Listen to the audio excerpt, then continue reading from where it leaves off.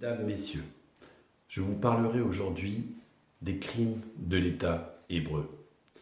Les raids et bombardements sur Gaza, une prison à ciel ouvert, continuent, ainsi qu'une politique de privation massive et d'emprisonnement arbitraire de Palestiniens.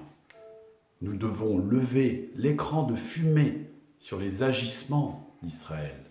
Les puissances dominantes enfument tout le monde. On parle de processus de paix, de négociations, de conflits entre juifs et arabes, ou encore de guerre contre les islamistes du Hamas. En réalité, la politique d'Israël ne souffre d'aucune ambiguïté.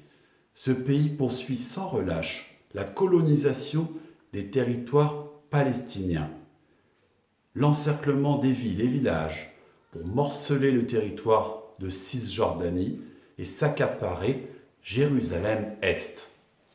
Après avoir coupé Gaza du reste du monde, ce pays accélère un plan prévu de longue date, celui de mettre les peuples du monde entier devant le fait accompli, d'une colonisation totale et de rendre impossible une paix juste et durable. Il y a un colonialisme de peuplement en Palestine. Il y a une victime et un bourreau. C'est un crime contre l'humanité.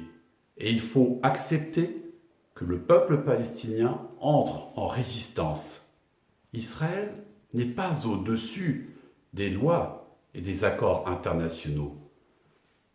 Meurtres, humiliations et souffrances doivent cesser. Si je suis élu président de la République, je réexaminerai de fond en comble les relations entre la France et Israël. La France appellera au boycott d'Israël jusqu'au respect du droit et des conventions internationales. Je reconnaîtrai immédiatement l'État de Palestine, un État indépendant, souverain et viable. La France mettra fin à l'impunité d'Israël par des sanctions. Les dirigeants israéliens relèvent de la Cour pénale internationale. Nous agirons pour démanteler les colonies, venir en aide au peuple palestinien et favoriser le droit au retour des réfugiés. La Palestine vivra et la justice triomphera.